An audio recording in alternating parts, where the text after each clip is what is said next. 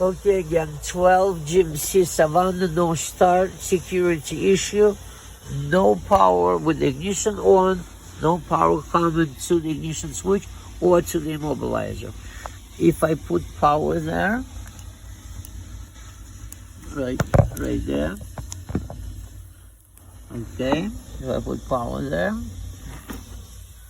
it will start.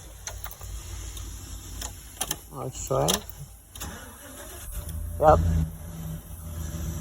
So the problem is right there.